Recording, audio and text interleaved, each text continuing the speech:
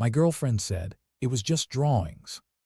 I replied, "Not for much longer." Then I documented everything, kicked her out, took her to court, and I just smiled because she never expected a judge to turn her trash into our daughter's college fund. Original post, I am 42. My girlfriend Laura is 38. We had been together a little over 2 years when this happened. I am divorced. I have 1 kid. My daughter Mia is 17. She lives with me full time. Her mom moved out of state years ago. Mia has always drawn. When other kids wanted tablets, she wanted sketchbooks. Our garage turned into her studio. Easel, boxes of canvases, portfolios stacked in the corner. Last year she got serious about art school. There was one school she really wanted, a private art college with a big name and a crazy tuition bill to match. The guidance counselor told us they gave a few large scholarships for portfolio work, up to $50,000 a year. For months she worked on that portfolio. Original pieces, large canvases and mounted work. She labeled the big black portfolio case and a cardboard box with thick marker. "Mia's portfolio do not touch." I said the same thing to Laura more than once. She liked to declutter, her word. If something sat too long on a counter, she would throw it out. I told her the garage was off limits, especially the corner with Mia's things. One Saturday, I had to drive my mother 2 hours for a medical appointment. We left at 8 and got back close to 4. When I pulled into the driveway, I noticed the trash and recycling bins were overfull and the garage door was half open. Inside, the garage looked different. Empty, too empty. The far corner where Mia kept her stuff looked swept out. The big cardboard box was gone. The black portfolio case was gone.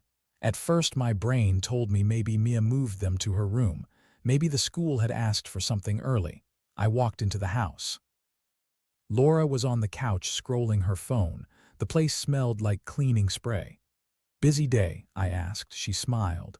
"Yeah, I did a deep clean. You should have seen that garage. Total disaster. You're welcome." There was a sound down the hall, a small, sharp noise. I found Mia sitting on the floor of her room, back against the bed, empty portfolio sleeve in her hands. Her face was blank. "Dad," she said. Her voice sounded far away.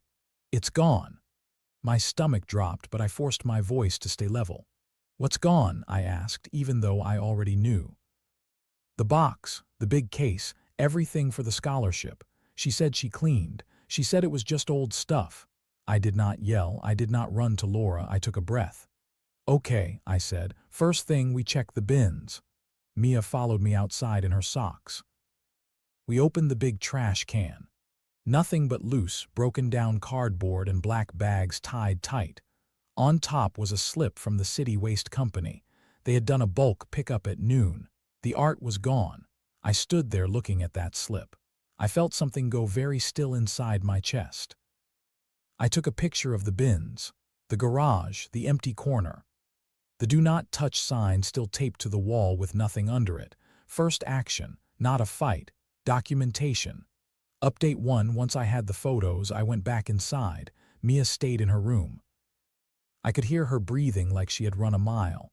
Laura was still on the couch, watching some show. "Hey," she said, "did you see the garage? So much better now. There was so much junk in there." I stood in front of the TV and muted it. "What exactly did you throw out?" I asked. She frowned, annoyed. "Random boxes, old junk, some of Mia's old school projects, that big, ugly portfolio thing, she never uses it. It was covered in dust." "The one that said Mia's portfolio do not touch in black marker," I said. She rolled her eyes. "Yeah, that, come on. It was just drawings. She's always drawing new ones. She'll live." I pulled my phone out, showed her a picture of the label, the empty corner, the bulk pickup slip. "That ugly portfolio thing was her application for a $50,000 scholarship," I said. My voice was flat. "Original work. No copies. The school needed to see them in person next week." Laura laughed once, short. "You're joking." "No," I said. Her face tightened. "Well, no one told me. You never said it was some big deal scholarship." "I told you not to touch the garage," I said, more than once. "I told you that corner was Mia's portfolio for art school." You said she had art stuff, she snapped. You did not say if you throw this away, she loses her future. Besides, who stores something that important in a messy garage? That's on you. Behind her calm mask, I could see panic flicker. Her foot tapped, her hands pressed hard into the couch cushion. Where did the trash go? I asked. They came earlier, she said. I scheduled a bulk pickup. Old shelves, those boxes, some other junk. It's all at the dump by now. I nodded once. Okay, I said. Here's what's going to happen right now. I'm taking Mia to the dump to see if there's any chance at all. You stay here. You're overreacting, she said. It's not like someone died. I didn't answer. I went to Mia's room. Come on, I said gently. We're going to the dump. It's a long shot, but we'll at least try. She nodded and followed me like a ghost. The dump smelled like chemicals and rot. A worker met us at the office. I explained what happened, showed him the photos, the slip. He shook his head. I'm sorry, he said. Bulk from your street went into the compactor. It's crushed and buried by now. We can't go through it even if we wanted to. Mia stood there in her hoodie, hands tucked inside the sleeves. She didn't cry. She just stared out over the huge pile of trash. On the drive home, she whispered, It took me 6 months. I know, I said. We can redo it, right? She asked, like she already knew the answer. I can stay up all night, every night. The deadline is next week, I said. They needed originals, not photos. Even if you drew nonstop, it wouldn't be the same work. She turned her face to the window. I drove. My knuckles were white on the steering wheel, but I still did not raise my voice. Back at home, Laura was in the kitchen, arms crossed. Well, she asked, did you find it? No, I said. Mia brushed past her without a word and went to her room. Laura sighed loud. She is being dramatic, she said. Kids bounce back. She can go to another school. I looked at her, really looked. That portfolio was not yours, I said. You had no right to throw it away. I was cleaning, she said. I live here too. Not for much longer, I said. She blinked. What? You're going to stay at your sister's for a while, I said. Tonight you sleep in the guest room, tomorrow you pack. I need you out by the end of the week. Her mouth fell open. You're kicking me out over trash. Over the way you treated my kid, I said. Over the fact that you can't even say sorry without blaming her. Over the fact that you were warned and didn't care. She started to yell then, about how ungrateful I was, about how much she had done for us. I didn't respond. I walked down the hall and closed Mia's door gently. That night, after Mia finally fell asleep, I sat at the kitchen table with the photos, the scholarship emails, and my laptop. I opened the website for a local attorney. First call, not revenge, protection. Update 2, the lawyer I found was a quiet man in his 50s. His office smelled like old books and coffee. I brought the photos, the printed emails from the school, and a timeline of what happened. He listened, took notes, and asked simple questions. The portfolio was your daughter's property, he said. It had clear labels. You had witnesses to your warnings. My mom heard me tell Laura to leave the garage alone, I said. Mia did too. Some of our friends knew the portfolio was there. We talked about it at dinner. He nodded. You have text messages mentioning the scholarship. I pulled out my phone and showed him a thread with Laura. Please remember the garage is off limits. That box in the corner is Mia's art school portfolio, I had written. She had replied with a thumbs-up emoji and, relax, I'm not going to touch her precious masterpiece pile. He took photos of the screen. We can file a civil suit for destruction of property and emotional distress, he said. We won't get $50,000. Courts don't treat scholarships as guaranteed income. But we can argue the cost of lost opportunity and the value of the work itself. Maybe we land somewhere in the middle. I thought of Mia sitting in her room scrolling the art school website she now would not attend. Do it, I said. When Laura got served, she exploded. She showed up at the house waving the papers. You sued me, she shouted from the porch. You told a court I destroyed your child's future. I stepped outside and closed the door behind me so Mia wouldn't hear. I told the court what happened, I said. You threw away her portfolio after being warned not to, that's all. You're insane, she said. You're going to look stupid in front of a judge. I was cleaning. That's it. I'll tell everyone what kind of psycho sues his girlfriend over some scribbles. And she did. She went on social media. Long posts about how her ex was suing her for throwing out trash in the garage. She left out the scholarship, the warning texts, the labels. She painted me as controlling and bitter. People we knew started messaging. "Is this about you?" one friend asked, attaching a screenshot. I sent one response to each. Yes. She threw out my daughter's art school portfolio after being told not to. We are handling it in court. I won't argue online. Two close friends asked for proof. I showed them the texts, the label photos, the school email confirming the portfolio had been received and was needed for scholarship review. Both of them went quiet. One later told me she had unfollowed Laura. In the middle of all this, I focused on Mia. We toured a state university with a decent art program, not her first choice but still good. I met with her counselor. We looked at other scholarship options.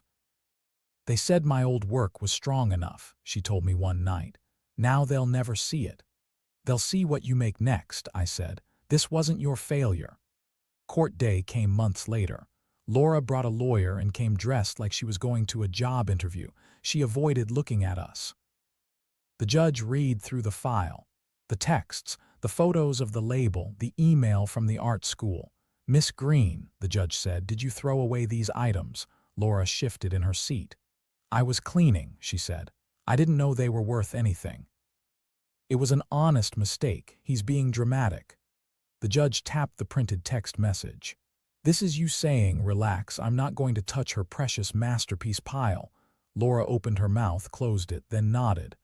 "I didn't mean that literally," she said. The judge sighed. "You were clearly warned. These items belonged to a minor child. The labels were clear. The result was the loss of unique work connected to a significant scholarship opportunity. They did not give us the full $50,000. That would have been too clean. Instead, they awarded $38,000 in damages. Enough to matter, not enough to feel like a movie ending." Laura's jaw dropped. "I don't have that kind of money," she said. "That is a matter for you and your attorney," the judge said. "Judgment is entered." Walking out of that courtroom, I felt less angry than I expected. Just tired, but steady. The money went into a new account the day it finally arrived. I put Mia's name on it and told her what it was for. "It's not the school you wanted," I said, "but this is still a future with your name on it." For the first time in months, she smiled all the way to her eyes. Update 3. After the judgment, Laura got quieter online. Some people had seen the court record. A few mutuals stopped liking her posts. A month later, I got an email from her. No greeting, no small talk. "I want to talk," it said. "We can work this out without lawyers. Meet me at the diner on 7th on Saturday, noon." I stared at it for a long time. Then I forwarded it to my attorney. "She can't ask you to give the money back," he said, "but she can ask you to release her from wage garnishment or payment plans. You don't have to meet at all. If you do, keep it short and in public." I asked Mia how she felt about it. "Do you need to?" she asked. "I don't," I said, "but I think I want to hear what she says when there's nothing left to spin." So I replied that I would meet her. I went alone. Laura was already there when I arrived. She looked thinner, makeup heavier, hands wrapped around a coffee mug like it might run away. "You look good," she said. "Considering." I sat down. "You asked to talk," I said. "I have 30 minutes. She scoffed, then tried on a softer face. "Look," she said. "I get that you're mad. I've had time to think. I should not have thrown her stuff out, I admit that. But suing me was over the top. I have debts now. They're taking it out of my checks. I had to move back in with my sister. I'm drowning." Her eyes got shiny. "I want you to drop the judgment," she said, "or lower it, something. I made a mistake, but I'm not a monster." "You didn't make one mistake," I said. My voice stayed calm. "You ignored clear labels. You ignored my warnings. You blamed my daughter. You called her work scribbles and trash. You lied about it online. Then you tried to make me look insane for standing up for her." "That's not fair," she said. "It's accurate," I said. She leaned forward. "We were a family," she said. I cooked, I helped with bills. I was there at her recital, that has to count for something. It does, I said. It's part of why it hurt more. She reached across the table like she might touch my hand, then stopped. I miss you, she said. I miss the house, the dinners, the stupid shows we watched. We can start over. I'll never touch her stuff again. I'll even apologize to her, please. There it was, the part where she tried to pull us back into the story where she was central. No, I said. She blinked hard. That's it? Yes, I said. You showed me who you are around my kid. I believe you. We're not starting over. We're not negotiating the judgment. You will pay what the court decided. That money already belongs to Mia's future. You don't get to take that from her twice. Tears started sliding down her face. People at other tables glanced over, then looked away. You're cruel, she whispered. You're punishing me forever for one bad day. I shook my head. I'm not punishing you, I said. I'm living with your choices. So are you. I stood up. Don't email me again, I said. If you need to talk, go through your lawyer. We're done. I left her there with her half-empty coffee and her story. Final update: it has been a year and a half since the red portfolio vanished, a year since the judgment, 10 months since that diner. Life is calmer now. The noise around what happened has faded. Mia did not get into the fancy art school. She did get into a good state university with a solid art program. Between the college fund from the judgment and some smaller scholarships, we covered most of her costs. She still draws. At first there was a gap.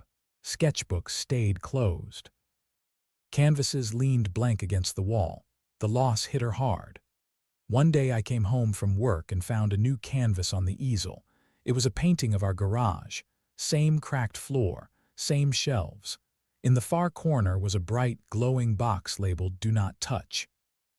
The box was locked and the key was in a hand that looked a lot like hers. That's new, I said. She shrugged, but I saw the small smile tug at her mouth. For my intro painting class, she said. Theme is boundaries. We both knew it was more than homework. As for Laura, I hear about her now and then from mutuals.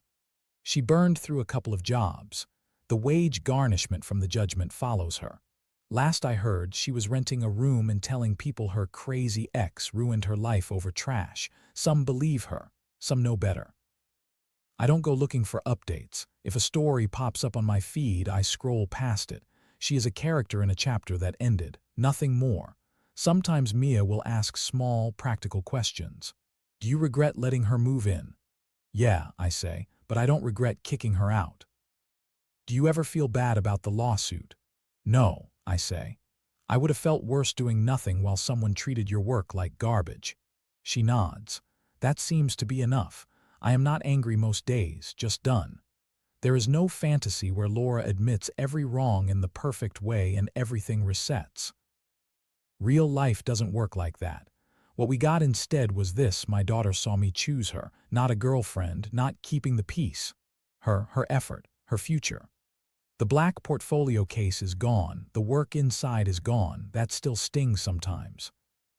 But on the shelf in our new, very clearly labeled garage, there is a fireproof box with her current work photographed and backed up. Her idea, not mine. On the inside of the door, she taped a printout of that painting she did. The glowing box with the key in her hand. When I lock the garage at night, I see it and think of the first picture I took on the worst day. An empty corner and a trash slip. Now the space is full again, with better rules, with clearer lines, with a kid who knows her father will stand in front of that line and not move.